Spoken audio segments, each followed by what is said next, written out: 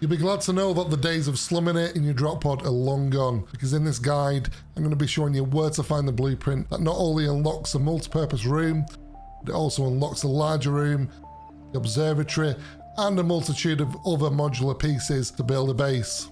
Now we only need to scan 2 fragments, one for the multi-purpose room and one for the observatory.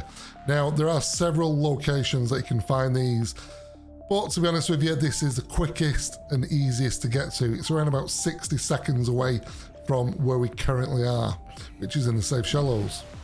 Now first off, let's talk about the equipment that you're going to need. Now, we're going to be going well below 200 meters, so ideally a depth module Mark 1 for the Seamoth is going to be beneficial. However, if you don't have it, don't worry about it. Next up is a rebreather. It's going to conserve your oxygen and reduce the penalties for the depth. I also recommend you take 2 high capacity tanks. It's going to help you massively. And as always, I recommend a sea glide, and because it is fragments we're going to be scanning, you're going to need a scanner. I also recommend you take some medikits. There are a couple of things down there that we need to be wary of. Okay, so next up is location. Where do we need to start and where do we need to go? Now as always, I always start from these giant coral tubes in the safe shallows. Typically they will be near to your drop pod, but your drop pod might not be where mine is. It might be 100 meters there, 100 meters over there or over there. So don't start from your drop pod, because if you do, the distance and direction I give you will not be accurate. Just start from these coral tubes here. You can't miss them really. There's only 2 sets in the game. There's one further south, just there, and then further north, near to the Aurora, there's these ones here. So in terms of direction, we're going to be going 2 clicks right of southeast, at a distance of 390 meters, at a depth of 260 meters.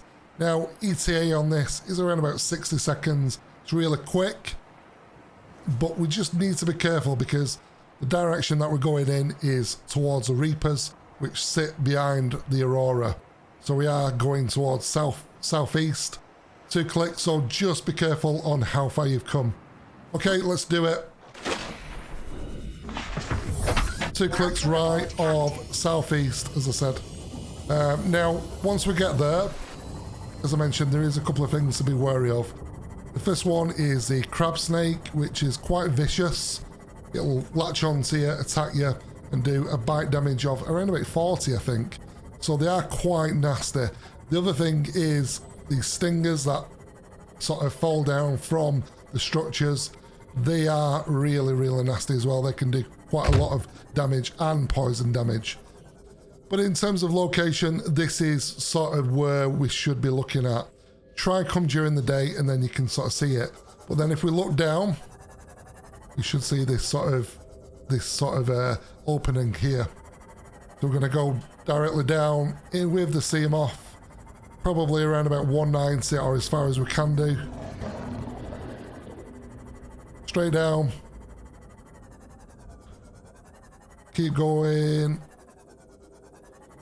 Get about 190 and this is it. Okay guys, this is where we come out. So be careful of the crab snakes. They come out of these jelly rooms here. So just be wary of those. I'm going to swim directly down.